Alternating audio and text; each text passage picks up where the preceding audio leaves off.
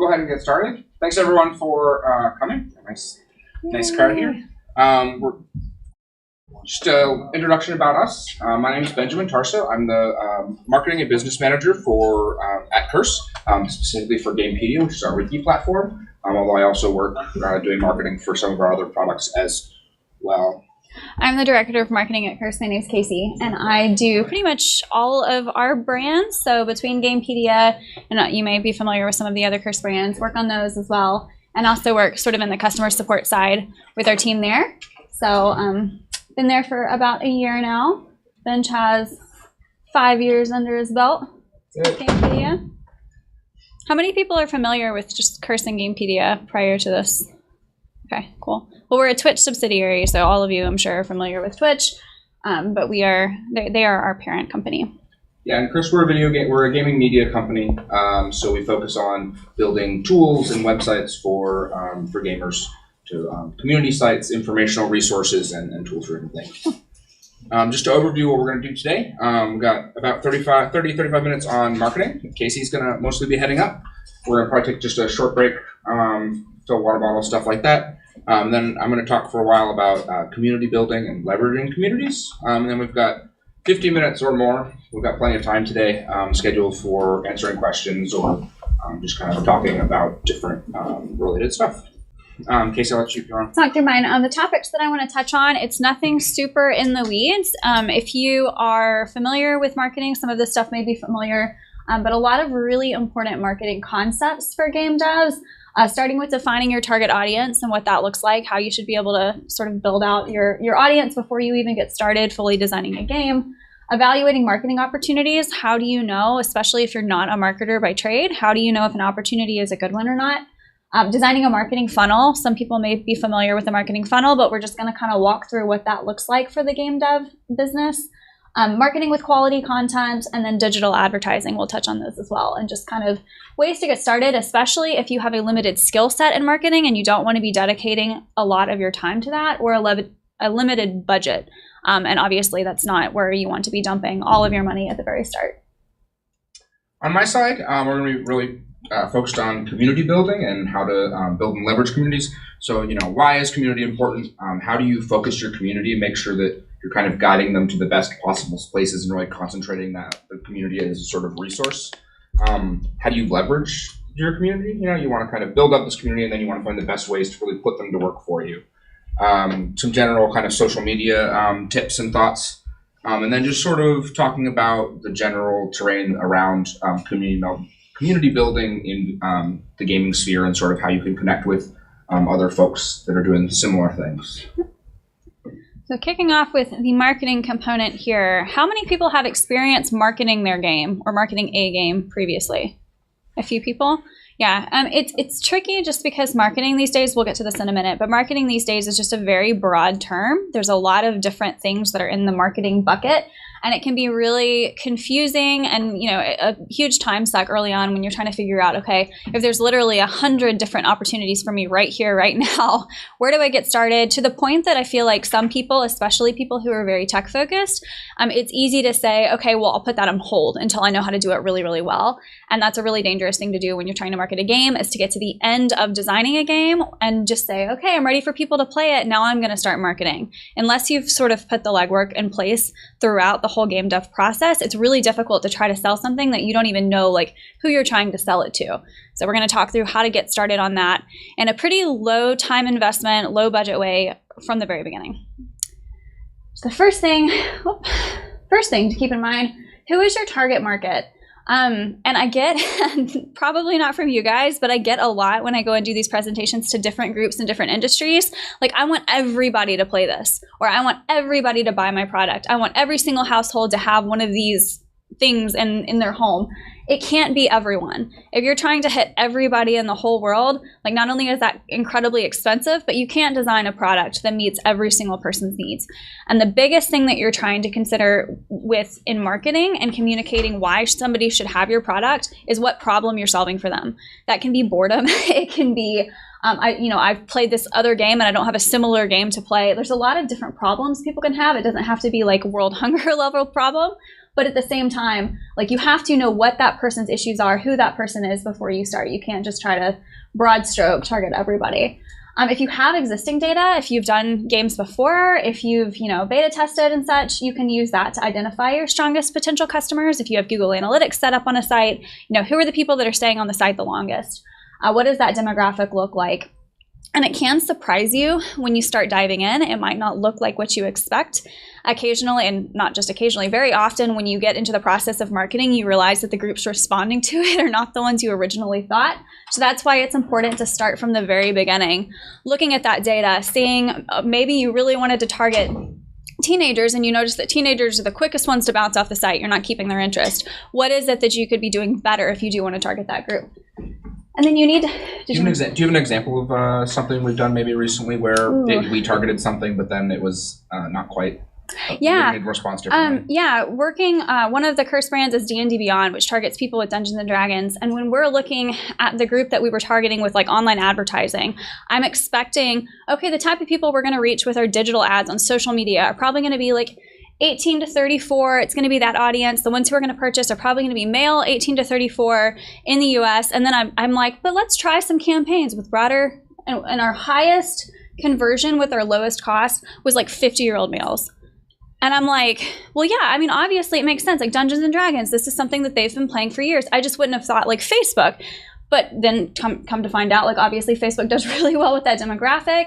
People have money at that age to be spending, disposable income. It worked really, really well. So now when we're doing our targeting, we're able to do stuff that sort of appeals to the nostalgia of, remember when you were playing this as a teenager? Remember when you and your groups of friends got together? You can go back and do that like with your kids now. And it's this whole like revival of D&D, but it's something that had we just targeted that limited set initially and not looked at the data, we would have missed out on the opportunity to sell to this large group. No, that's a great question. You need to understand who the target audience is, how they think and feel, like I said, from the very earliest stages. Is there even a market? And that's a really sensitive thing. For me, I'm not a game dev, but I've been writing since I was a little kid. And I would start writing like my novel, and then you get to the end and you're like, but nobody wants to read this. This is not a marketable thing at all. But you get so emotionally attached to it, and it's really hard to let go and say, no, I'm never going to be able. Like you get a few rejection letters, and it's super personal. So before you even start building this thing you're going to get very attached to, you have to consider, like, is this something that me and my friends are going to love, or something that I can actually roll out if that's what you intend to do? 2 laptops to flip now.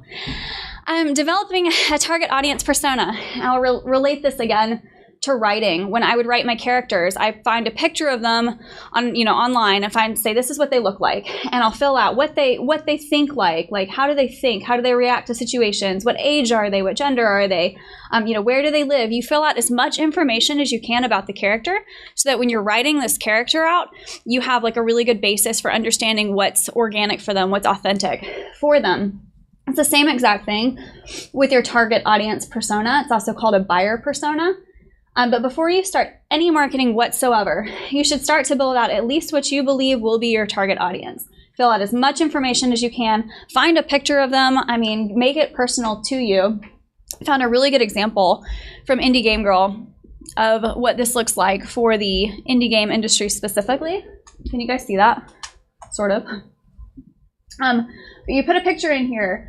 In her words, here's what she would say. I get so competitive when I play Bejeweled against my friends at work. I spend way too much money just so I can win. Of course, I don't tell my friends I spend anything. I like them to think I'm naturally gifted. Like the ways that they think and the criteria for selecting the games. It's free to download. I can compete against my friends. I need to be able to strategically think. These are all things that factor into their decisions when downloading a game or buying a game. The types of language you use in marketing toward them. If you understand the person, and it's those ads that you see that you're like, whoa, that's kind of creepy. They've been listening to me. No, they just really understand. Well, maybe they might be listening to you. But it is 2018 after all. Actually, we were just talking about that in the car on the way over. They might be listening to you. But aside from that, they're just doing a really good job targeting that exact persona that they've developed out. And they know exactly your behaviors online, the kind of stuff that you are likely to do when you're browsing the internet, etc. Just as a note, we'll be happy to send the slides, or copy the slides to anyone who wants them after the presentation. You can either take one of our cards and hit us up, or we can take your information and we'll be happy to kind of send something down afterwards. Yep.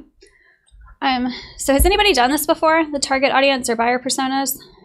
Cool. Yeah, that's great. It's a really good start. I won't say that, if you haven't done it and you've started marketing, you've just horribly failed somewhere. Having said that, I can barely see this little pop-up in the corner. It's a really good start. That way you can always reference as you're writing copy for an ad or you're writing an email out, you can kind of reference back to this and say, does this sound like I'm talking to Susan? Does this sound like I'm talking to Joe? Whoever you've built out.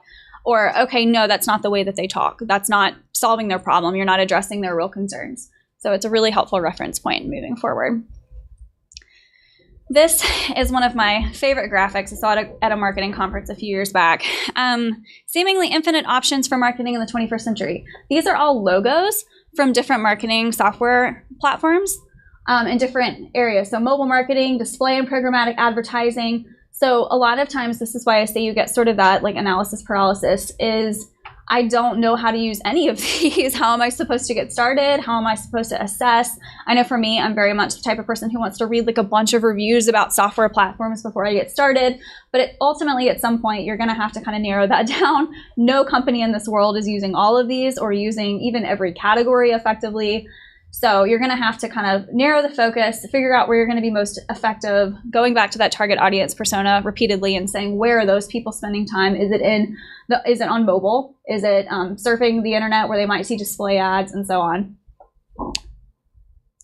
So how should you evaluate among the tens of thousands of potential opportunities? The first thing is setting SMART goals. This is not just a marketing thing. This is just a business thing. If you've ever been in a business class, you've probably talked about SMART goals. SMART goals are, it's an acronym for specific, measurable, attainable, relevant, and time-based. An example of a non-SMART goal would be, I want to make the best game ever. It's like, awesome. What does that mean? By whose standard? What metric? How are you going to know if you've done it? Like, is it one person posting an article and saying this is the best game ever? Probably not.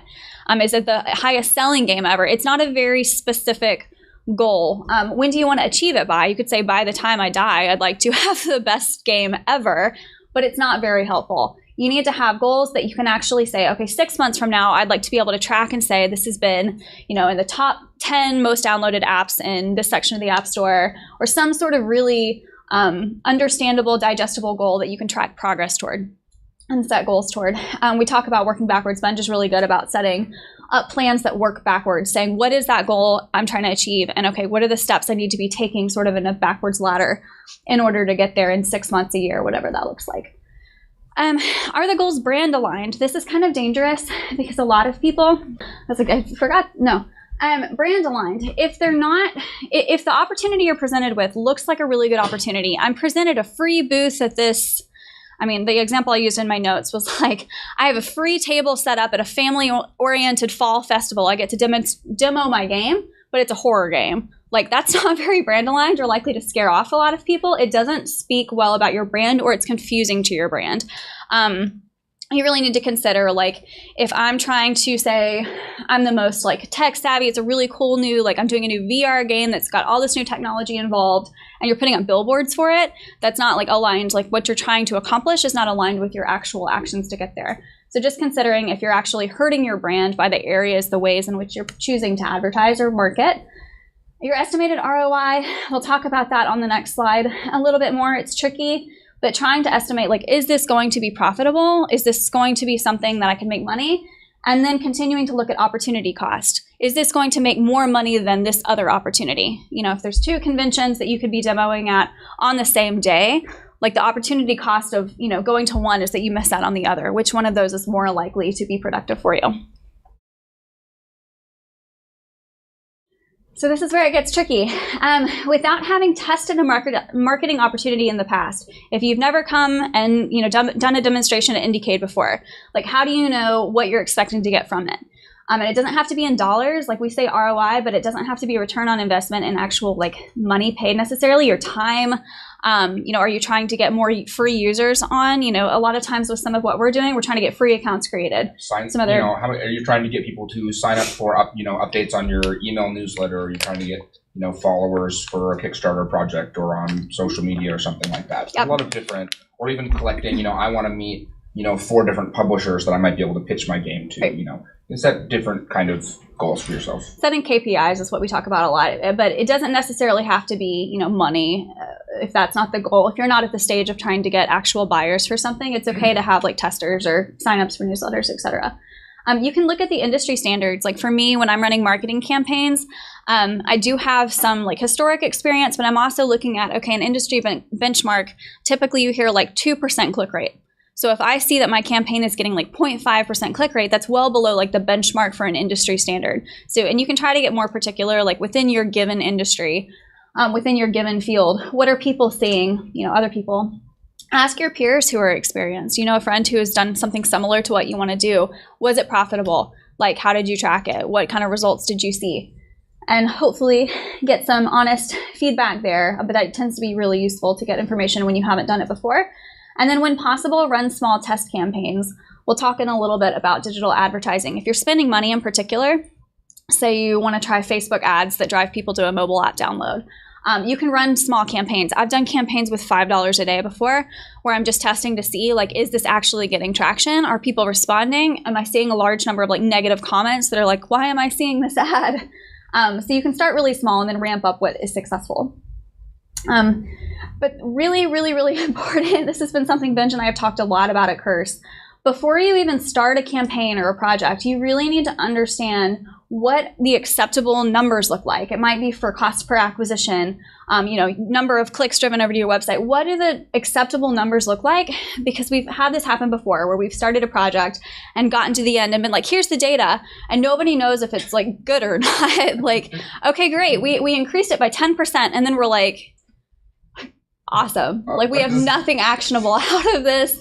It's really frustrating because then you have to decide, do I do this more? Did we actually make money when we increased site visitors by 10%? Well, nobody actually followed that because we didn't determine at the beginning what the acceptable thresholds were. I think it's related to this last point, the experiment to decide. But I really try and look at this. I look back to the science classes I took now a long time ago. But thinking about really setting that hypothesis, right? And just like, we're going to do this and we expect these results, and if we get, 3 weeks into this test and it's hitting this certain threshold, then we're going to call it an early success or an early failure. And really mapping all that out in a document so that you're not trying to interpret things on the fly, but you're looking at the data and you're comparing it back to something that you set up, in prior to really starting the experiment. Because if you're kind of trying to evaluate things on the fly, it's much easier to convince yourself, you're fudge the numbers sort of, and come up with bad decisions. And it's okay to adapt based on feedback you get. If your hypothesis is we think that we can get 10,000 clicks through this campaign to the site, and then you say, okay, we only got 5,000, but they spend a lot more money than people usually spend. It's okay to adapt and say, okay, obviously we were wrong about our initial theories of what we needed to see, but the important thing is that you don't have just no idea at the end of this campaign, okay, is that good or not? And I get that a lot when I'm presenting to executives who don't really know marketing. I'll be like, great, we had an 85% open rate on this last email we sent. And they're like, is that good? Like, what did we want to get? What were our historics? So just understanding what you're expecting to see, the experiment to decide is important. If you don't know what success looks like, how should you know if it's going to be repeated? How do you know if you didn't waste your time?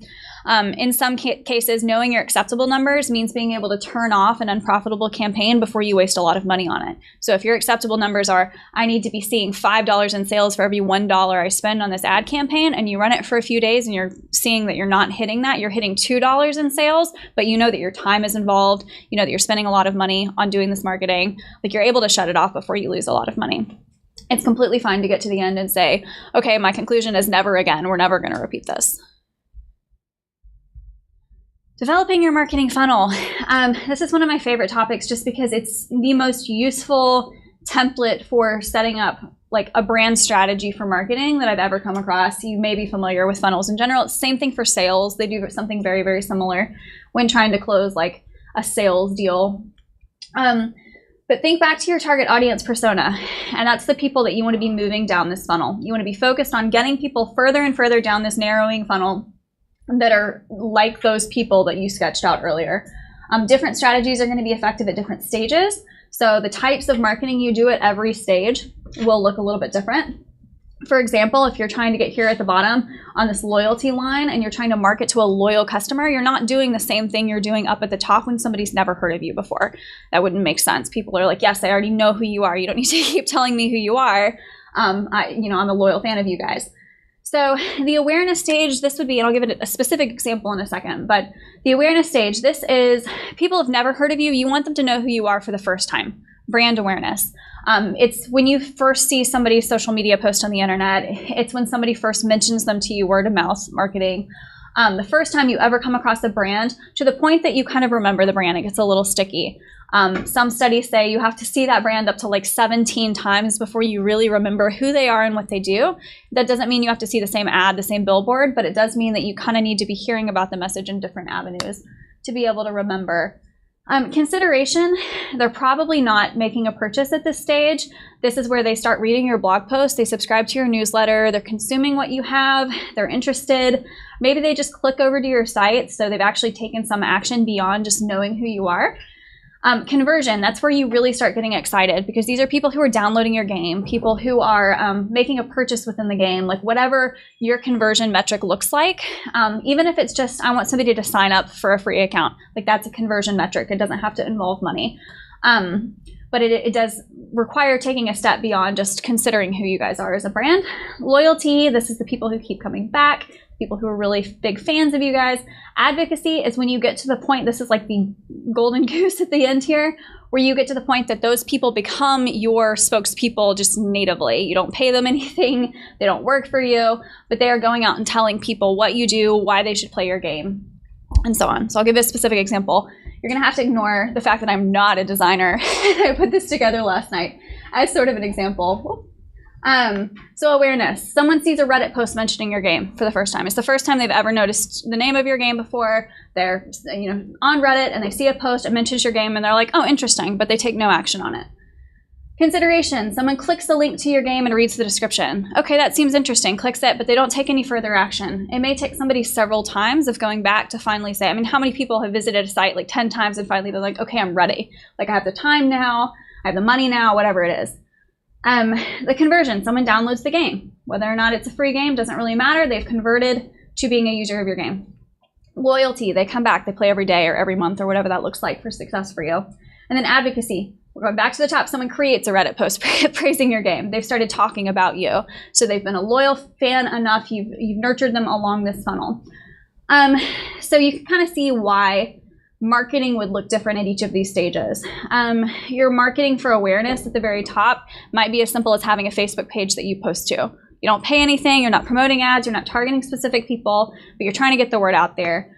The consideration stuff, maybe you're doing a campaign to try to drive clicks over to your site. And maybe you're partnering with another game dev to kind of mutually try to refer people to each other's games. Conversion, I mean, there's all kinds of ways to do that, but app download campaigns, things like that. Loyalty, like what do you do to keep the people within your game engaged? And Benj will talk more about that later, about how to create really loyal users. But is there something, do you have something triggered within the game that when you notice somebody's been playing for several days, they get a reward, or there's some sort of incentive for them to be playing regularly? Advocacy, a lot of times this happens naturally, but not always. Are you encouraging people to share a Facebook post? Are you encouraging people to share their experience, leave a review somewhere, etc.? Yeah, and I think it's interesting, talking about loyalty, that's a way that you can also, we think of marketing as Facebook ads and social media and content marketing and things like that, but it can also be sort of marketing via game design, right? Ways that you're keeping people who are playing your game engaged more long-term, and that's sort of a form of marketing as well. Yep. And that's why it's important to be considering it the whole time and not just at the very tail end when you have a game ready to go. One thing I had in my notes that I almost forgot about, your goal, and I said this a little bit before, but your goal is not to get everybody who's aware of you down to the bottom of that funnel. Your goal is to get your target audience down. You're going to lose people. That's why it gets narrower. That's why it's a funnel. You lose people at every step of the way. In theory, if you're doing things right, that's a good thing. It means you're losing the people who you do not want to be at the bottom here. Why? Can somebody give me an example? Like, why would you not want to encourage somebody outside of your target market to get down to the bottom here? Refunds. Like, they get excited, they start posting, but realistically, they're not the people that you expect to engage. The game wasn't designed for them. You launch a new update to the game, Like, that's not what they're here for because you didn't design it for them. So they start asking for refunds. What else? Is there any other reason? Negative press, complaints. Is that what you were going to say? You can say bad review scores. Yeah. Attacking your review scores. Yeah. Bad reviews. It's just very dangerous to create a game that's catering to everybody and that you're continuing to target every single person and move them along down the way. Because at some point, the people who the game was not designed for are going to be unhappy. That's just kind of the nature they should be. So it's important to keep in mind that initial persona that you created. Content marketing, we're touching on a lot of stuff. Content marketing, we're not going to get terribly in depth, but I do want to kind of call attention to the different areas that you can do this. We'll talk a little bit more about this kind of stuff with the community building. Just a brief description of what it is from Content Marketing Institute. It's a marketing technique of creating and distributing valuable, relevant, and consistent content to attract and acquire a clearly defined audience with the objective of driving profitable customer action. Kind of a generic description here, but basically you're creating content for your audience. That's about it. Content marketing is not usually paid marketing, so this is something that even if you don't really have a marketing budget yet, you can be thinking about. This includes things like social media posts. So if you're posting every day, you're not paying, these aren't ads. Great. Videos you're creating, if they're YouTube videos or if you're streaming on Twitch, whatever you're doing, video content, that counts as well. So if you're streaming your game and trying to get people, eyes on your game that way.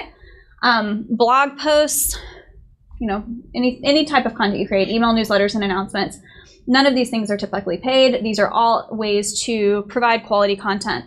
It doesn't, like I said, doesn't typically refer to explicitly salesy posts. These are not posts. You're not getting on Twitch and saying, buy my game right now, everybody. It's only $4.99 if you act now. It's not a commercial.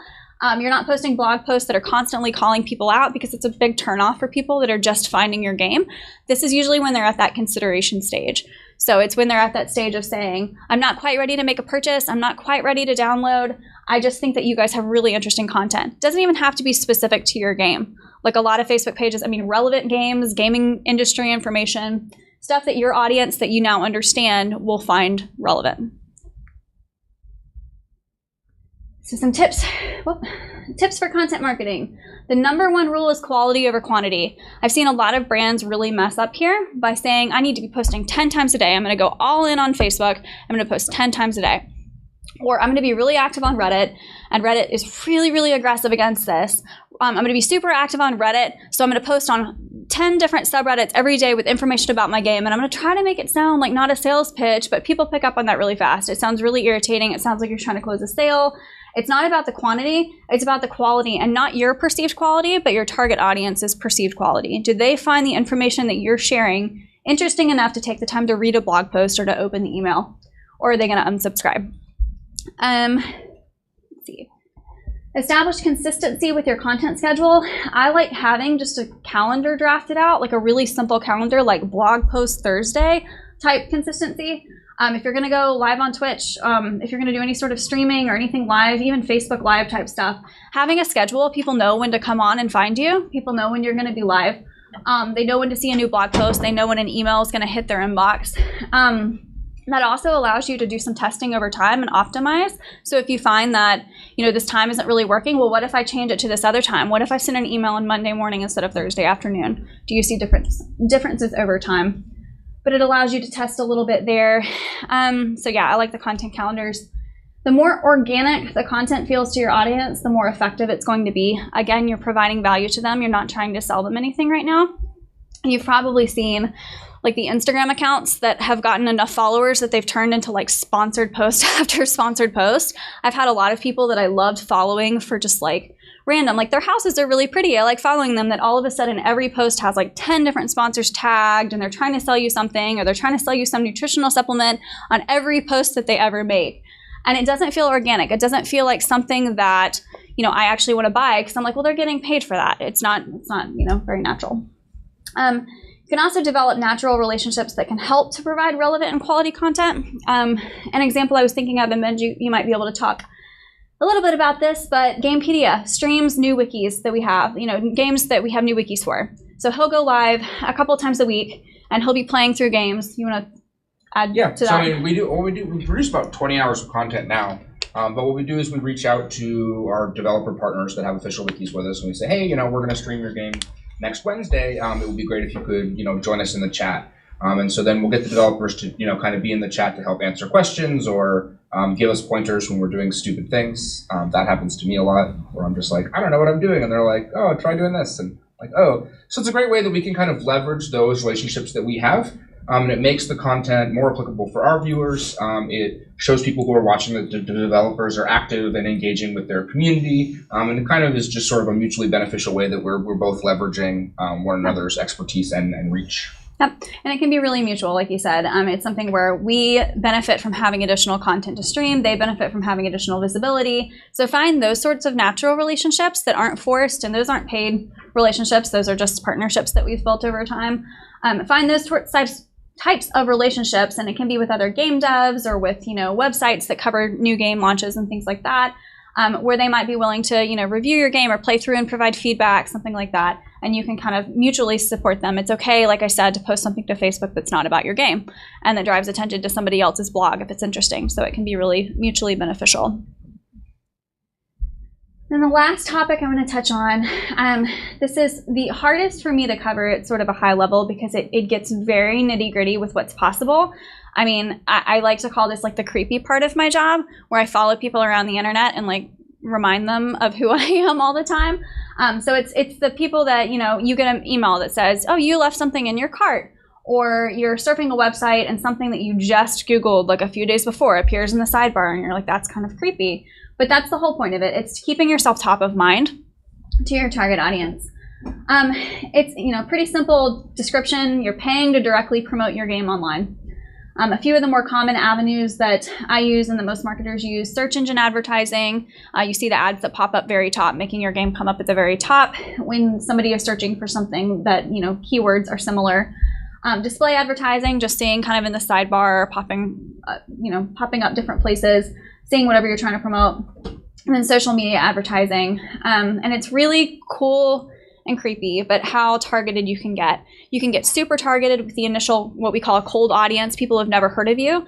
So I can target, people in this geographic region who match these demographics and have these behaviors online and this income level, and like layer and layer and layer, but not people. You have at least one friend who likes this thing. Yeah. Like I've helped past jobs. I used to work a lot with like really high end like photographers that would sell like $15,000 wedding photography packages. And they would literally target, like some of these people would target people who like luxury brands, whatever, people who are engaged, people, within these specific areas, and then exclude people who shop at Walmart. And like, it's like a weird thing where you're saying, okay, it's getting a little bit like, we're getting a little specific here. Maybe you're missing out on some people by doing that, but you're really trying to say, this is not my brand. It's about that brand alignment. I want to make sure that the people who follow my page are the people who are also following these luxury pages, and that I'm grouping myself in with these pages. So it gets a little creepy. But then again, with retargeting, you can make sure that you're sort of following people around. It can be really powerful. Like I said, it allows for intelligent retargeting. It can actually be really helpful to the user. I personally like it. I don't turn off like the ability to follow me around most of the time, because I get relevant ads instead of ads that don't apply to me at all. I get stuff that I've been thinking about, and a lot of times I will purchase through them. It's unlikely that a game dev is experienced in the platforms. That's sort of the tricky part, is you probably don't have a lot of experience running Facebook ads, working with Google AdWords. Maybe you do. That's fantastic. Super unusual. It's a completely different skill set. Is it even worth the time to learn? And that's not a yes or no question, really. Should you be paying? Lots of things to consider. Thinking back to the target audience, I keep going back to that. That's why we started with it at the very beginning. Where do they spend their time? If your target audience, which I don't know if too many people quite like this, but if none of them are on social media at all, doesn't make a whole lot of sense to market there. Thinking about, what platforms are they likely to use? What are the keywords they're likely to search? Is it likely that they're searching really expensive keywords that there's a lot of competition for? Or are there some really niche keyword sets that you could be using? We target sometimes just to kind of test things out, like when we have new wikis launching. We did this with the Sea of Thieves wiki that we were launching. Targeting people who are specifically searching for a wiki about the game. We're not trying to drive people to purchase the game. We just want people to see the page that we're doing. So is it possible that you could do that and not spend a whole lot of time and money? It's okay. It's wise to start You small. target people who are specifically looking for the competitor. Yeah, you can do that too. I wasn't going to call attention to that. But yes, people who are looking for your competitor, you can use keywords, and it doesn't necessarily have to be competitor. It can be competitor or like similar game. Like, is there somebody who's searching for, or games similar to fill in the blank? There's a lot of things you can search, and it gets less expensive to do that instead of targeting like a broad games to play, because a lot of people are targeting those broad terms and not as many once you narrow it down. You have a question? Yeah. With the like search targeting, is it time based? So that you like say over the next 2 days, when someone searches this, how does You can. You can do it to where it's, time based. You can do it to where it runs ongoing. You can do it to where it maxes out at a certain budget, where you say, I only have this much money every day. So, as many people as you can get to click on this within this time period before I hit my budget. So yeah, you can narrow it down. We did that with the game launch, where we were like, we only really want to try this for the first few days after launch because we're looking for people to edit on the platform. We're not even just looking and for because clicks. it can. If you say, hey, I'm going to put $1,000 at this, run it as often as you can until I run out of money, you will run out of money in 3 hours, right? Like it can be helpful to say, I want to make sure that there's some Spread people out. are hit every day, and to spread it out, say, spend $100 a day so I know that this money is going to last at least, a couple weeks, and some people are going to see it over time. Because this stuff can, if you were to put an unlimited budget and say, anytime someone says, searches for cool game, try and show them my ad, you're going to end up spending $10,000 a day. Yeah. It can get really expensive. Search engine is one of the easiest, I think, to get started in if you've never, their interface is pretty straightforward if you're using Google. You will just type in a bunch of keywords and you'll see the estimated number of clicks and how expensive it would be, and you can set your budget there. It's pretty straightforward. You just really have to understand who you're targeting. You have to understand how they're searching. Like somebody who's never played a video game before searches differently than somebody who plays them every single day and is super familiar with the indie game dev scene. It's just completely different search terms. So you have to understand. Should be easy for you guys just as game devs. You do understand how people who play games think, but you just have to make sure are you trying to be somebody's first game that they ever play, or are you trying to be, the next game after they've played through their top 50? You can find a partner who's marketing and advertising savvy. It's always good to partner up with somebody who has some experience here whenever possible. I think that I see a lot of game devs partner up early on to actually build the game, but then they don't bring in anybody with that outside customer support marketing skill set until much later on. It's really useful to start doing that earlier. They can even help you figure out stuff during the actual game design. It would be really useful if you had this pop up during this part of the game to even tutorial type stuff. It would be super helpful because customers tend to think this way. Here's the psychology of how a person playing your game is thinking. And it'll set you up for success longer term so you don't have to go back and make those updates. The really important thing I wanted to mention today, I don't have time to dive into each of the platforms unless you have specific questions about it, just because there's so many of them. But whether or not you're ready to launch, whether or not you have a budget yet, or you're at the stage of actually driving people over to your game, add the pixels for possible advertising platforms anywhere that you have, if you have a website, a blog, anywhere that you have those. Facebook and Google all have snippet code that they can give to you that will start tracking people. So if you're not ready yet, but you do have a blog that you post content to or something like that, and you put that on now, it will start collecting people's IP addresses now. And not only can you target those people, but Facebook and Google both allow you to create a look-alike audience, and it'll auto-generate an audience that has similar demographics and behaviors to those people. So if you've built that up for 6 months before you're ready to start paying for it, it can be really valuable. You'll actually have data. And plus, if you're following it in analytics, you'll actually know what those people look like now. So, let's see. If your primary audience is a small subset of independent games that are like your game, and that's really the only thing that to winnow things, what's what are the best terms? Is it good to go for the game specifically, or the studios, or try to imagine what the broader interests are that those have in common? Or? There's some different tools for that. Google has a really cool keyword. I forget what they call it. Is it the keyword analyzer or planner? Keyword planner, where you can kind of type in, you could type in something like games like X, and it might show you, say, okay, people who search for stuff like that also search for this kind of stuff. So a lot of it's kind of brainstorming and coming up with different ideas for, what are ways that people might search for this. and you can do informal stuff, ask a friend, say, hey, like if you were looking for a game like whatever, game like Snail Apocalypse, what would you search for? And use sort of like that real world anecdotal evidence to. On just a super simple base, like if you're setting up, and I use Facebook just as an easy, understandable example, but if you're setting up a Facebook page and sharing content, it's perfectly fine to share content about those types of games. Like if you're like, this is a really helpful article for those of you who play this, it lets people who go to the page and hit your page know like, okay, this is the genre I'm in. Like, oh, okay, they've shared a tutorial for this other game that I really enjoyed. They must be kind of a similar game. It's okay to do that. Obviously building the relationships with those game devs can be really useful. I know there's a group of IO game devs that work really closely with us that, a lot of them are really open to promoting each other's games. Hey, we've had a new one launch. You guys have been out for 6 months now. Is it something that if somebody's about to exit your site, you'll say, hey, have you tried this game over here? And it's just like an unpaid like friendship relationship where they're all willing to do that when new games launch.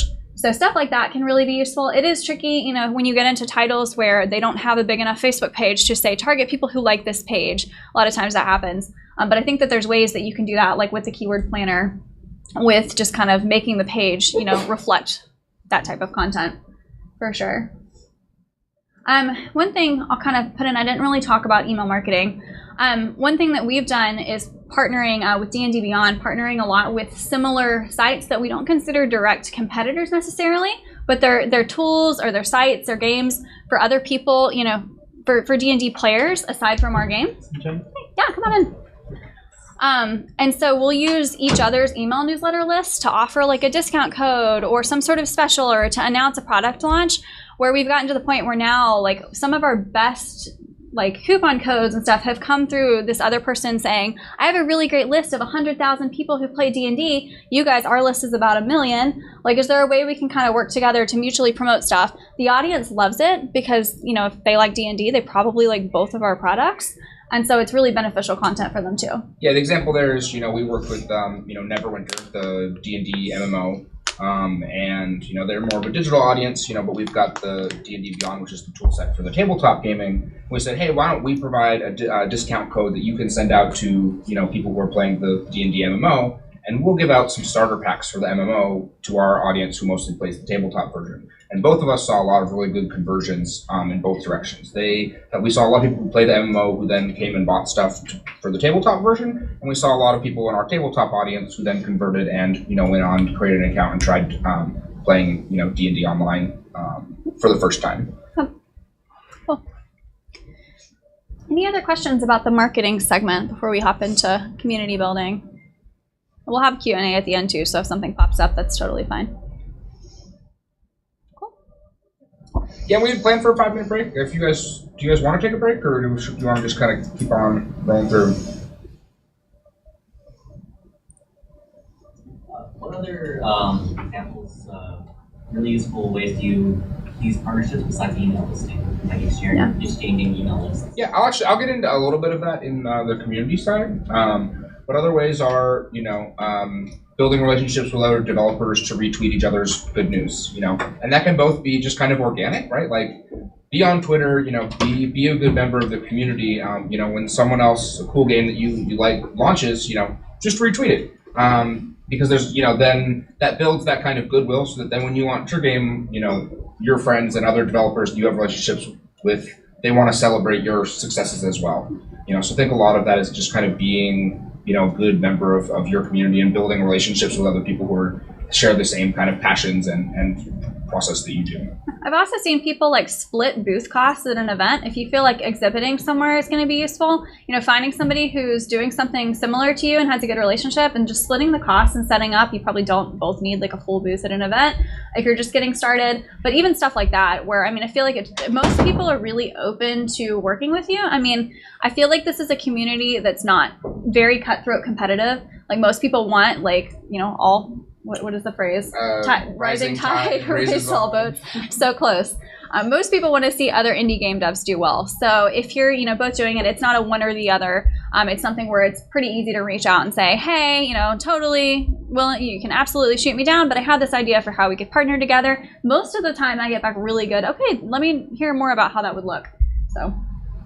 I noticed you didn't mention anything about sort of reaching out to journalists to write about your game. Yeah, I didn't, and that's one of the parts that's love and hate about my job. Yeah, marketing and PR are like adjacent but separate. Okay. And I think that Casey and I would really consider ourselves more like marketing and community, and we're a little bit less on the PR side. It's just tricky. You have to be. You don't necessarily want to sponsor news, right? Like you could pay them and say, hey, if you'll write a good post about me, but then first of all, they need to disclose it. So then it looks like, okay, they're only saying nice things because you paid them. And then it's just hit or miss if they're going to write an article. Like you can get really good press from it. You can get really bad press from it. Hopefully, obviously, you built something you love that's a quality game. You've tested it out. Somebody will love it. I find that just sort of getting to know these people at like events or, building up a list where you could send out like an announcement of a launch, but not necessarily being like, hey, what would it take to get you to write an article? Just kind of sending them an update and saying, hi, we've just launched this new game you might be interested in. People, who are in the gaming journalism space are always looking for new things so that they can be like the first ones to hop on. So just letting them know without necessarily saying, we'd really love if you'd write a great glowing review for us. But on my side, I would just say that I'm not a PR professional, and so I'm not qualified to give advice. I guess what I'm more curious about is if you guys know any data or like have any insights about like getting press in gaming media versus trying to get press outside of the gaming media, and obviously it depends on your project very much, but like if you had any success, it's like worth pursuing trying to like get things outside of the gaming media. I think it goes back to the marketing, some of the kind of the marketing persona, right? Like who are you trying to reach? Like if there's a broader audience or you're trying to reach people who maybe don't play a lot of games because your game is particularly accessible in another way or something like that, then that might be a reason why you would want to go after a wider audience. But if your game is more niche, it's very hardcore, then it might not be worth it because then you're just ending up reaching people who aren't as important to you. One of the best ways that I've found, and I've done PR in several different industries, but one of the best ways in gaming is to enter like competitions where it's like submit your game. So stuff like they do here where, audience choice voting and stuff, you'll see media pick up that kind of stuff. Like this person has won this award at this event, and they cover events in general. So if you're sort of tagging on to like an event competition or something, then it's a lot easier to get as opposed to you having to personally try to be like your own PR agent. Yeah. Indiecade, the PAX 10, Mega Booth, stuff like that. Those are all going to be sort of hot spots where people are going to be coming to look there for games to cover. So those can be good ways to kind of get some attention. Did anybody want to take a break? We're just going to power through. You guys are troopers. We're just going to power through. Do you want to trade places? Yeah, let's do it. I'm sorry, I want to take You're excused. But I don't need this. Unlike Casey, I'm old-fashioned. I have my notes on paper. All right, building and leveraging community. I was talking to someone last night, and I like the way they put it, which is you want to create a cult of followers, and then you want to put your cult of followers to work. Engaging your community is easily, I think, one of the most important things, right? At the end of the day, your community is mostly going to be made up of the people who are buying your game. So if you don't have a community, then that means no one's buying your game. That's fairly self-explanatory, I guess. Your community is also one of the best sources of free marketing, right? The people who are passionate about your game, people who like playing it, people who you're engaging with your content marketing, are going to people who are telling their friends about the game. They're the ones who are going to be leaving reviews for your game. They're the ones who are, putting it in their Steam curation, stuff like that. And I also think that it's really important for the aspect of personal satisfaction. A lot of times when you're putting your heart and soul into development projects, you're doing that, it can be isolating. And so I think that engaging with your community, getting that feedback along the way, seeing, your audience slowly grow over time and get excited, asking you every day, when is the game coming out? When's the new update? That it really helps kind of just, it's like sunshine for a plant, right? That it's just like, oh, this feels good that people are enjoying what I'm creating, that people are engaging with me. I know that I start to go insane when I have periods at my job where, I'm just focused on internal projects and I'm not working with anyone. I'm just kind of sitting by myself. I start to go nuts that I really need to take time to be working with my community and getting feedback, because otherwise I just start to wilt. Focusing the community is something that I want to talk a little bit about. This illustration looks eerily similar to Casey's marketing funnel, although it's a little bit different. The idea that there are lots of different ways to engage your community, right? You have forums, and there's Reddit, and there's Discord, and there's, you can have a Slack, you can have Twitter accounts, Facebook accounts, Instagram accounts, you can Snapchat, you can have wikis, there's, you can stream on Twitch, you can stream on Mixer, you can stream on YouTube, you can use Facebook Live. There's a lot of different options, and so what I found in working with developers, it can be really important to sort of try and focus down your communities into a smaller number of spaces. For instance, forums. A lot of people have a website where they create forums for their game, but if you're also selling your game on Steam, you have Steam forums.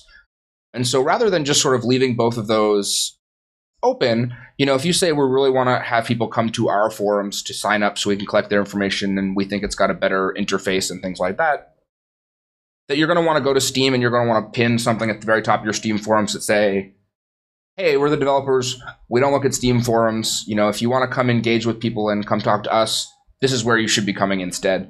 So that people are really clear about, you're not trying to juggle both of those at the same time, because at the end of the day, you're just splitting your audience. If you have 100 people and 50 of them are on each of those, that's each of those things is 50% less interesting. There's less content there. There's less people to engage and discuss.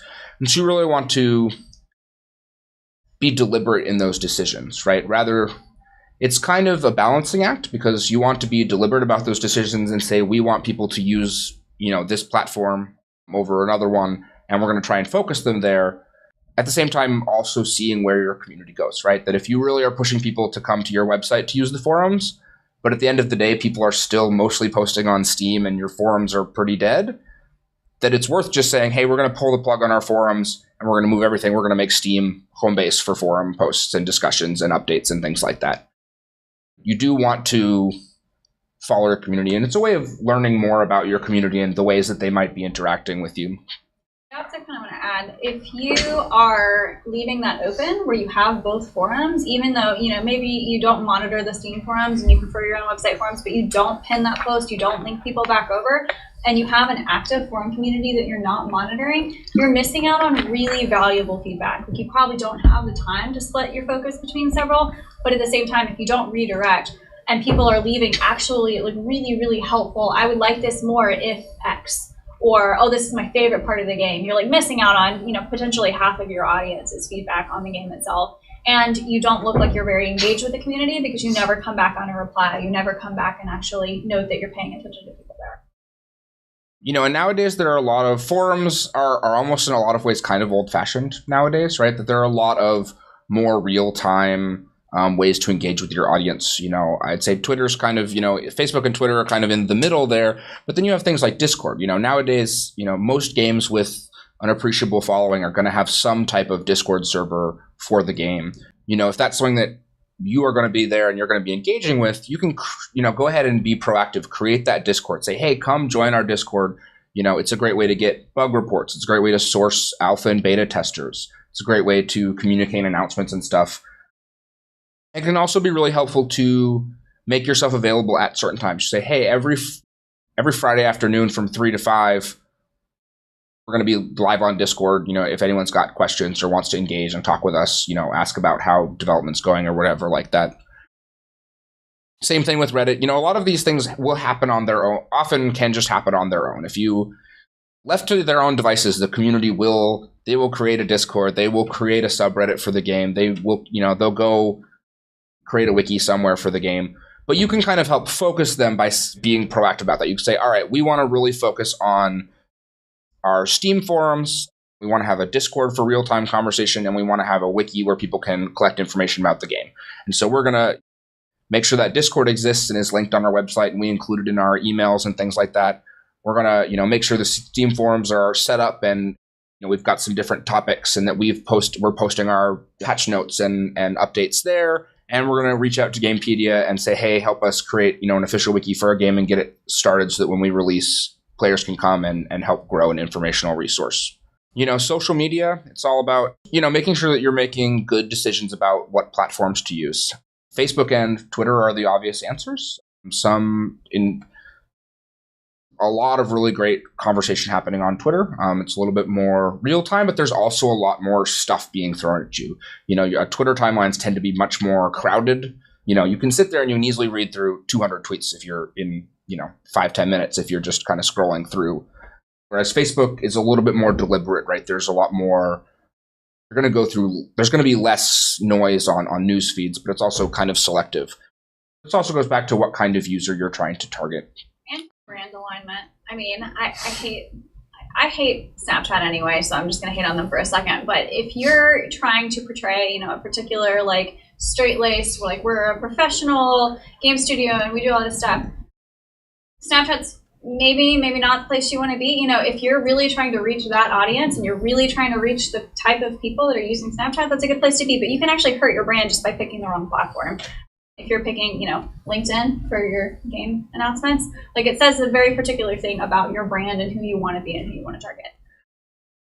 But that's not to say that there aren't instances in which that can be really great. If you have a game that is very, very art heavy, and that as you're developing, you really want to share new art that you're producing and lots of cool pictures or, kind of how-tos about how your art is created, then maybe Instagram is a good option for you. Instagram is not something that a lot of game developers are going to have call for because it's just not worth the time that you invest in it. But there are ways that you can really leverage something like that to your advantage. You can say, we really want to put the focus on the art and, this process. And so you need to be able to create a steady stream of content. So if you can't create a steady stream of visual content, Instagram's not going to work for you. And then, of course, streaming. Streaming is something that can be really difficult, especially at first. It's really painful to stream to no one. It's really lonely. And so streaming can be something that you really almost have to have some kind of audience for first before you start doing it. But then at the same time, how do you build an audience for something that you're not doing? So streaming, I think, is something that kind of comes a little bit later in the process, where as you sort of building up, maybe your Twitter and your email, that you say, hey, we're going to have our first dev stream to kind of preview the game, or we're going to show you what our process looks like for this thing, and then starting to do that on kind of a regular schedule. And remembering that at the end of the day, you have to be doing something because you like doing it. If you are only posting on a social media platform because you feel like you have to, or that's how you're like, all right, I got to put in my time marketing this week, that will come through in your content, and this is something that when I talk to streamers and influencers, that people are like, well, I really want to have a big YouTube channel. I'm like, well, that's great, but like, do you enjoy creating YouTube content? Because if you don't enjoy creating video content, it's not worth trying to become a large influencer to grow a channel. You have to really enjoy what you're doing and get some satisfaction out of creating that content.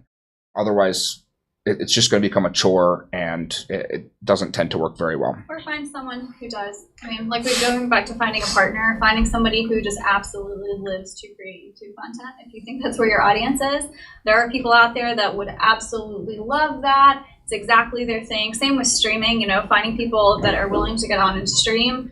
If you really are uncomfortable being on a stream, but you're like, I know that people seeing a walkthrough of this game, I know that people watching gameplay would, be really, really useful. You can find other people to do that. It doesn't have to be you, the creator of the game, who's doing each of these things.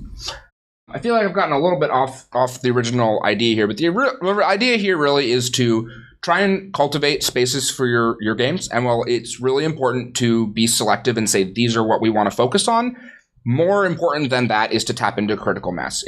You want to go where your fans are, but you want to set up, tables for people and say, hey, here's where you can come sit. But if everyone is sitting on the grass over there, don't give up on the tables and go sit on the grass with them. Yeah. So kind of back to the YouTube video kind of thing.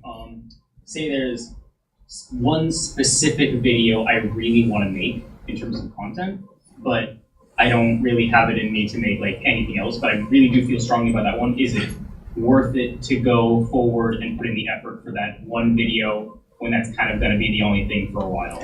Yeah, I think totally, as long as you're not thinking, oh, I'm going to use this video to grow my YouTube channel. You're going to say, I'm going to create this great piece of video content to put in my blog, to put out on Twitter, to, kind of distribute wherever else. That example there was more about, if you're going to try and stick with the channel and developing, making it your goal to say, I'm going to have a big channel is not good. You want to say, I'm going to create good content, because if it's very much field of dreams, right? If you build it, they will come. If you have a really good Twitter feed with lots of good information and you're sharing good resources about, game development and your process and your successes and even your failures, that other developers will follow you. They'll start retweeting the good stuff that you're tweeting, and that audience will just naturally grow. And so you want to create content that you find valuable, that you take satisfaction in creating, and then help nurture it to continue growing. Did you have a question? Yeah. So, have you guys noticed any patterns or trends where maybe console, PC, and mobile gamers like to kind of congregate? Like, for example, maybe console gamers like to congregate on Reddit, but mobile gamers like to congregate on Facebook. You know what I mean? Like, is there any particular pattern you guys notice? And that's just an example. Maybe you notice RPG like to congregate in one form or do one thing compared to like FPS players or something like that. Do you guys notice any kind of like trend? I'd imagine that there certainly is data out there. From my perspective, I'm looking, I'm doing much, we tend to be focused on marketing websites, right? And so for me, it's a lot more, I can look at, console games. I see a lot more mobile traffic because people who are playing console game and looking for information on a wiki aren't going to their PC to do it. They're pulling out their phone, which is exactly what I do when I'm, playing Diablo and I need to look something up. And so versus, if it's a PC game, we see much more desktop traffic. And so for a wiki that's focused on a platform, a console game, we're going to make sure that it works really well on mobile, right? We're going to double check that it's skinned properly for mobile, that experience is lightweight enough that the pages are going to load quickly, and things like that. I can't speak particularly game marketing. There's some categories that do, yeah, I get what you're saying, where like what communities they drift toward. One of the notable ones for us, we have several sports sites. We have Mutthead for Madden and Butthead for FIFA. They do tend to use the forums a lot on their sites because there's games all the time and they're like posting about it and they're posting about player updates and players have been injured and they're really communicating about the game itself or about the actual sport itself outside of just the game. We wouldn't have necessarily thought, forums would have been the absolute way to go with every video game that we do. But for these, it made a lot of sense for the community. So I think that's one of those things about just being nimble and being able to adapt and see. I don't think that there's any just straight across the board, like a PC gamer is absolutely going to use Reddit every time that you can rely on. But I think also, asking other people in the industry, finding experts, just, places like Indiecade and other conventions are great for just like chatting up people, and you meet someone, they say, I do marketing for these games. You could say, hey, I've always wondered about these topics and kind of getting more information. So and going back to like, how do you target really niche indie games? Like you might look and just see like, where are their communities? If you're trying to target the people that are already heavily involved in these very niche communities, like, are they all on Discord? Like, what are their expectations for what a community should look like for that type of game? Yeah, and I actually have a slide about that a little bit further on. Yeah. Can you talk a little more about like when you're in the 0 to 50 people following your game, like where should you be spending your time at that point to get to start with them? Yeah. Because you won't get the unofficial, Discords at that point. It's about like, I think continuing to, it's always going to be a slow roll, right? Like almost no one, I mean, it does probably happen occasionally, but no one grows a huge fan base overnight, right? And so I think it's about looking back at like, where did those people come from, right? How did they hear about your game? How did they become interested in it? And saying, okay, let's keep doing those things. And let's, if all of those people, if your Twitter, is where a lot of people are growing, or it's your Discord that people are joining and saying, all right, well, where are these people finding the Discord link? Or where did they, going back to the marketing funnel, right? Where in that consideration phase, where were they? So that we can look and say, okay, we've got a lot of people who are finding us on IndieDB.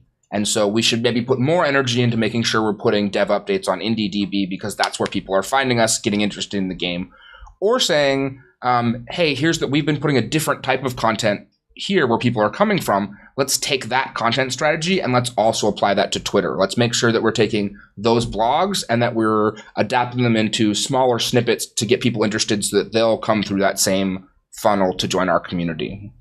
And a lot of it depends on what your goals for those users are. So if your goal, if at 0 to 50 stage, you're saying what I really need right now is for there to be a lot of buzz about it. I need 500 more people to be playing it, in the immediate future.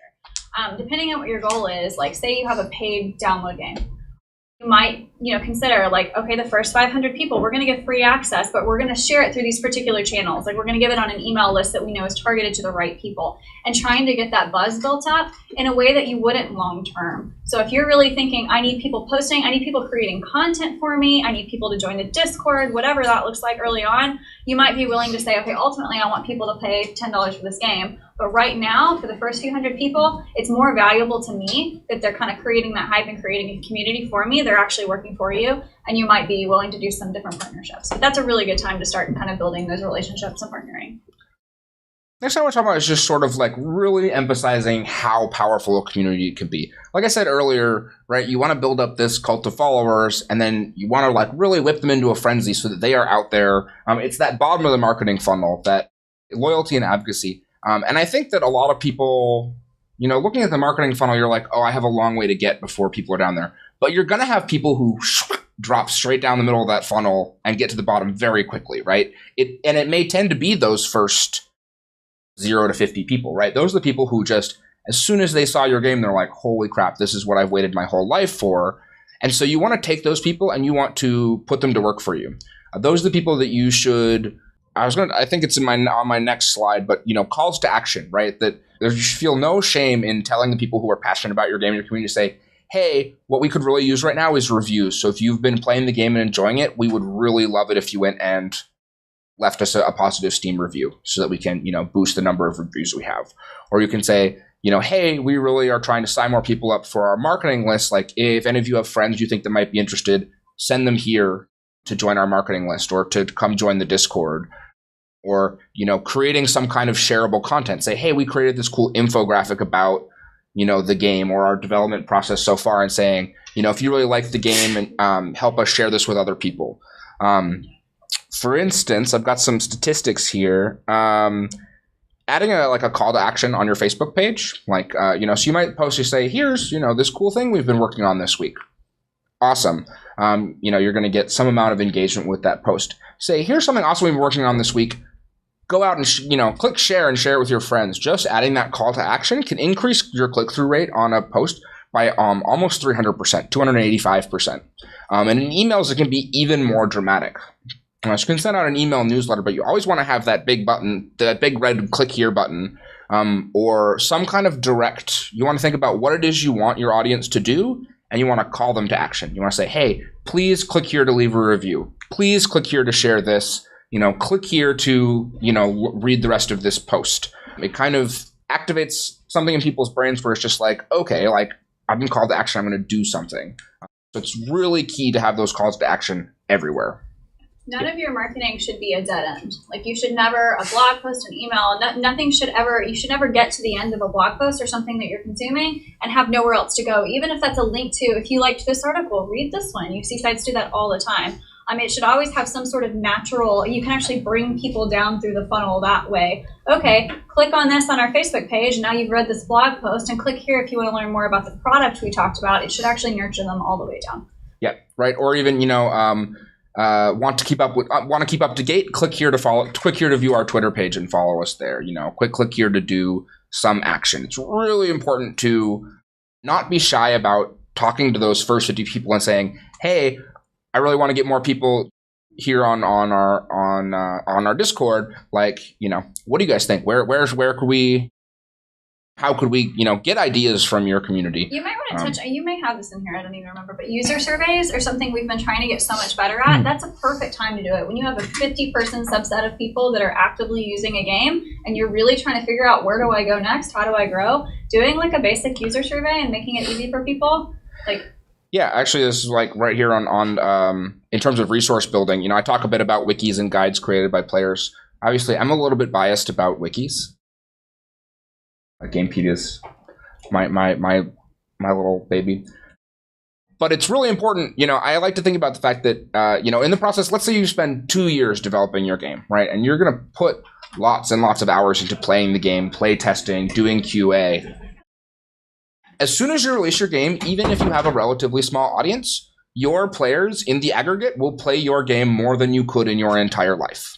And they will play your game in ways that you would never even think to play your game because you're set, right? You've designed the game. This is how people play it. Other people are going to come into your game and they're going to play it in different ways. They don't know what they're doing. They're like, well, I'm notorious. One of my superpowers is breaking people's demos at trade shows. Happens all the time. I'm at E3, we're playing a game, and I'm just like, oh, hey, what does this button do? And it's just like, kill the entire demo. And so leveraging that, right? Saying, hey, finding those people who are passionate, giving them early access to your game and saying, hey, help us do QA, help us do this, help provide feedback. That can be really powerful. They're going to do things that you never could, and they're going to be able to spend a lot more time doing it. And so that's one way that you can leverage your community. Rewarding passion. This is something that we do on Gamepedia, is that we look for people who are actively creating content on wikis, and we make sure that they get the best possible experience, right? We make sure that they get we reward people who edit on the wikis and give them an ad-free experience, so that when they come to the website, it's nice and clean, clear of ads, because we want to show them that we appreciate the work that they're doing. So finding the fans who are doing the hard work for you and saying, it could be as simple as if you see a fan who's really passionate, is out there stumping for you all the time, say, hey, reach out to them. Say, hey, I'd love to send you a t-shirt, for all the referrals you've given us or all the hard work you do being an admin in our, being a moderator on our Discord or being a moderator on the forums or Twitch channel or whatever it is. Finding those players who are engaging and putting their labor into your game, editing your wiki, stuff like that, and rewarding them. Just saying, hey, let us send you some, even something as simple as hey, let us throw a couple stickers, in an envelope and send it to you is hugely meaningful to people. If not only because there's that sense of just recognition of just they see that I'm doing a good job. It's like an attaboy. So finding ways to reward passion is really important. And then creating incentives to share and refer, right? You see a lot on Twitter with contests of, like and retweet this, and we're going to, give out 3 Steam keys for you and your friends to use. Those can be really powerful ways because it gives people some kind of incentive to share and refer. Of course, you don't want to do that all the time because then the sort of value of those incentives goes down over time. But from time to time, it can be a really powerful way to say, hey, we're going to have some kind of contest. On the wikis, we do editing contests. We're saying, hey, for this entire month, we're gonna reward the people who end up being the top 3 editors this month with a special box of, Gamepedia swag or with a cool, coupon that the developer provided us for, in-game items, something like that. Talking a little bit more specifically about social media, emphasis on can be an effective tool. It can also be a huge waste of time and a time sink. Again, you want to be creating quality content. You don't want to just be shouting into the void for the sake of shouting into the void. You want to be finding ways to engage. And a lot of times, on Twitter, I found is I really appreciate following people who are sharing cool articles, about things that are happening in the gaming sphere, who are sharing good resources about development, ideas, how to create things, about new tools, things like that. Because it's not, while you are focused on your customer on the marketing side, you also want to think about your place in the, right, there's you're going to be friends with a lot of other indie devs, right? You're going to see the same devs at all the different, if you go to PAX and if you come to Indiecade and you go to E3 and, and you want to build those relationships as well. And in some cases, people use sort of, they have Twitter accounts that double both as sort of a personal Twitter as well as for their game, especially for smaller, 1, 2, 3 person projects. That can be really effective because then you're growing not just your sort of audience of people who might be coming to be potential customers and buy your game, but you're also developing relationships within the development community, right? And it goes both ways. Not only are you providing good content, that other people are going to say, oh, I want to consume this. I'm going to follow this person because they post cool updates. But at the same time, you're also going to be able to consume really cool content from other people, and you're going to get inspiration and new ideas, learn about new tools or techniques and things like that. And of course, devs buy a lot of each other's games too, so that other developers can be part of your target audience. developing a voice for social media. This is really just the idea that you want to have some kind of idea of the tone you're setting. For instance, on Gamepedia, we have a very lighthearted voice. We share game keys, and we share like articles and content that we publish. But we very regularly take popular content from like gaming subreddit, from the gaming subreddit, and funny GIFs or memes, and we share those a lot too. Put our own spin on it, make sure we credit the person who created it, because we want to communicate that we're approachable, that this is sort of like that we are also part of this same demographic that our audience is, and that we're kind of carefree, fun-loving kind of brand. That's part of what we want to convey. So another type of voice could be, we want to be more of like an authority for, what a good development process looks like. And so, you're posting very regular development updates, you're sharing about techniques and what your development process looks like, things like that. And you're sort of establishing that this is sort of it's really about sort of the type and tone of the information that you're sharing.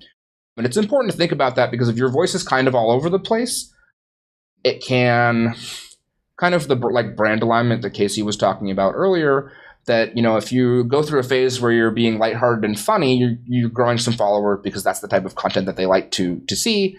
But then you switch over and all you're giving is like more serious updates, with this sort of more authoritative tone. That's going to turn off those people who followed you for one reason, but now you're creating a different type of content for them. And it can be helpful, like maybe you want to have one tone on Twitter, but Facebook, you're approaching a different type of audience. And so you want to kind of consider tuning that. And we've talked about maintaining steady content. Consistent content builds consistent engagement. When you start building content, you're not going to necessarily see a lot of engagement up front, but it's really important to just continue building that content, having it on some kind of calendar, making sure that if you do a dev blog, you're not doing, 3 dev blogs 1 month and then 2 months go by without anything and then another dev blog. You want to really try and keep it at some kind of regular cadence so that people who are interested in that content are able to come back and consume it on a regular basis. Otherwise, if someone sees nothing for 2 months, they're going to walk away and they may never come back. Don't wasting time on platforms that aren't meaningful to your community. It could take a while to build social followings, but no one's going to be successful everywhere. My example was going to be Google+, but after this week, they've announced they're shutting it down because apparently it was a wide open security risk. But like I said, there's no need to have an Instagram unless you've made some kind of conscious decision that the demographic that uses Instagram is the demographic that we want to kind of target and is conducive to the type of content that you want to share. And then we talked about calls to action. And then just kind of, there's a lot to learn from others, considering the general terrain. And I think we've covered some of this, in some of the other stuff, but making sure that you're following and interacting with similar developers, similar types of games, similar size development studios, things like that. See what they're doing. See what kind of look and see, say, hey, I noticed that when this person posts this kind of content, a lot of people seem to engage with it. They really like that. And think about how you could do that. Don't just steal their content, but say, here are some strategies that this person seems to be doing that are working well. We've talked definitely about leveraging your network, cross-promote. One of the things I really love about IndieCade is that everyone's really friendly. Everyone is here to just kind of see cool games, enjoy the creativity and passion that's shown. Build those relationships, make friends with people, and genuinely look for opportunities for how you can help other people. My number one rule for business and relationship development is that if I can do something for someone else at no cost to myself or no real cost to myself, then I'm always going to do it. If someone, maybe that I used to work with, but I don't work with them directly anymore, if they come to me and say, hey, can you introduce me to this other person in your network? Unless it's somehow detrimental for me to do that, I'm always going to say, yeah, I'd be happy to do that for you, or I'd be happy to share, this list of developers that might be a good fit for a new program that you're doing, because that's how you build your network, and your network is your net worth. I've heard said, which is, if you can build a really good network of contacts and other developers, and you guys can, support one another you have people that you can establish trust with to reach out and say, hey, I'm having this problem, have you ever encountered anything like this? What do I do? Or, hey, I'm trying to, start this new campaign. Have you ever done anything like this? It'd be really helpful to just have that network of people really looking for opportunities where you can step in and help someone and say, offer up your expertise or offer up, hey, I'd be happy to retweet, when you're retweeting someone when their game launches or something cool is happening that, they're going to want to do the same thing for you. And then, really just exploring the general community, right? You want to be a part of, the indie game developers group on Facebook, find communities to join, look what other people are doing, join the community, come to IndieCade, come to the talks, give a talk, all these kinds of things. Is just continuing to engage with not just your community that you're marketing to, but just engaging with the community of people that are in the industry, I think is just as important. I think community building is both about building a community around your game, but then also building sort of the support community around game development and what we're doing. I think that's really all I have to cover for right now. So we're really just kind of go into Q&A. I mean, if anyone has questions or topics that they think would be interesting to discuss, yeah. I was a little late, so if you already talked about this, I can talk to you after. Totally but, fine. It was about, I was thinking about voice, and in terms of like voice for your studio, how important is it to be consistent in terms of the types of games you release? Because I feel like you could have a voice on social that's consistent and be humorous all the time, but you release very different types of games. To give you a little context, I just released my first game, which is a mobile shoot 'em up humorous game, and now I'm brainstorming the next game, and I'm thinking of doing a virtual reality Victorian ghost story escape room. So is that like, I mean, with totally different genres? I guess it doesn't matter when you're just starting, but I don't know what you say. I'd say, that there's certainly nothing to stop you from doing it, right? Because if you wanted to become a studio that produced a very broad range of games, then the only option you can do is to kind of continue diversifying. The disadvantage that you're creating for yourself is that it's going to be much harder to leverage that fan base you created around a mobile shoot 'em up game. You're not going to be able to go to them and say, hey, let me give you keys to my virtual reality Victorian escape room, because they're not going to have any interest in that. So you're going to, in some ways, be starting from ground one again. On the flip side, you're going to then be accessing like another part of the community. And so, So it's, it's got its advantages and disadvantages. At the end of the day, if that's the kind of game that you want to create, though, like, go forth and create that kind of game. Like, who am I to tell you not to? I can just say anecdotally that from freelance, since last year, we made a game for Broforce, and then we made a game for Gentle Jousting. And Broforce is like an action run-and-gun shooter game. Gentle Jousting is like a game about like this body penis and balls having sex with each other and like toxic masculinity. And we found that there was definitely like trying to market Gentle Jousting through all like existing freelance brand of Broforce did not help either game very well. I think if I did that again, or if we could continue to do that, I'd probably try and like create a sub-studio or a sub-brand, but that was just that. Yeah, I don't think that it's problematic for the same studio to produce. I would just say to do everything we talked about, and we can send you the slides if you missed the first part, but do everything we talked about for both as distinct brands. Develop the target user persona completely separate and completely distinct from each other. Don't rely on being able to leverage one community or another. Just basically consider each is completely different. You might want to have different social media channels. You might want to have, Facebook for one, but Facebook's not useful for the other, so you're going to be over here. Just consider them as two distinct brands, but I wouldn't say like, oh no, don't do that game. I think personally I would play both of them because that's the type of game that I play. I play horror games, I play shooter games. Like that sounds great for me, but you're not going to be able to rely on that for. Yeah, I think it's a good example. At Curse, right, we have huge audience for sports games, right? Sports games tend to be very console based. They tend to be very male, and a lot of times that's they're into this kind of game and not much else. But we also have a whole separate audience, and Curse as a company, we maintain really a number of different brands. But we've got Gamepedia, and we've got our sports brands, and we've got D&D Beyond, and each of those we treat as a completely separate. For marketing purposes, right? That we're not taking our Gamepedia email list and blasting them with something about D&D Beyond. We might occasionally slip a little something in the bottom, or use some of our display advertising. But we're not focused on that because generally speaking, those audiences aren't going to overlap. But having said that, once you do have the audiences built, you can test it. Like for Gamepedia, we can test and say, okay, certain wiki, people who like this type of wiki might like D&D Beyond. They also probably like D&D. You can try that stuff. If nothing else, I mean, how many people in the same household play completely different games? My husband plays sports games. I don't play sports games at all. But if I saw something that I was like, wow, this is a really cool new sports game out, I'm likely to be like, hey, like this is something that you might be interested in. So at some point when you have the audience, it's not problematic necessarily unless you're bombarding people with like messaging that's super off to say, do you know somebody? Like if you create a children's game, hey, do your kids want to play this game? Like it's okay to try to leverage that to some extent as long as you acknowledge that you're probably not directly targeting that person.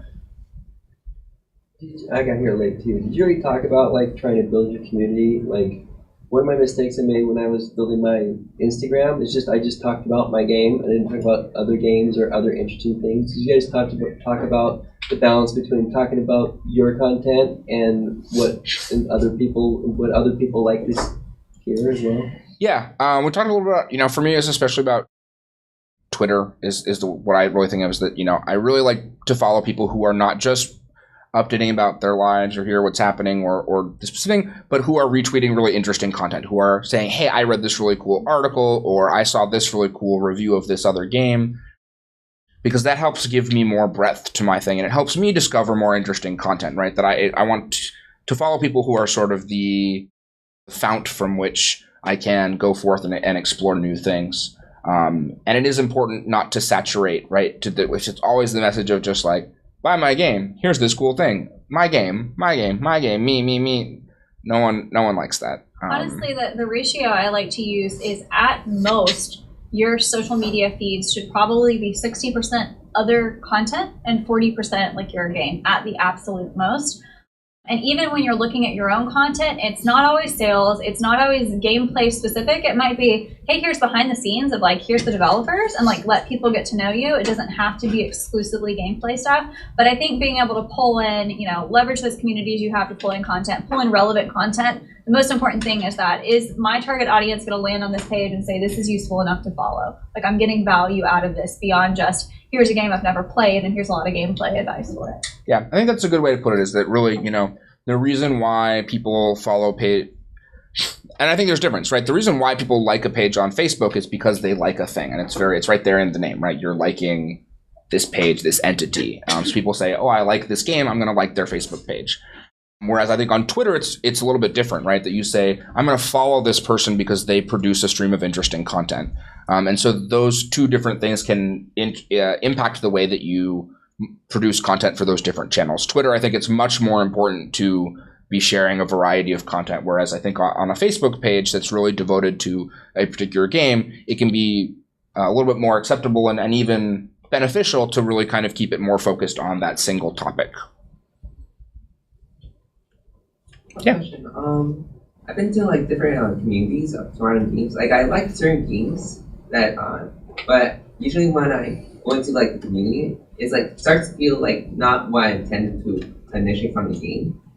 It's like the community has like a very weird or very bad backlash of like new players who join in. How would you fix the attitude of the community in case of it's more like toxic or more like not small game for new players?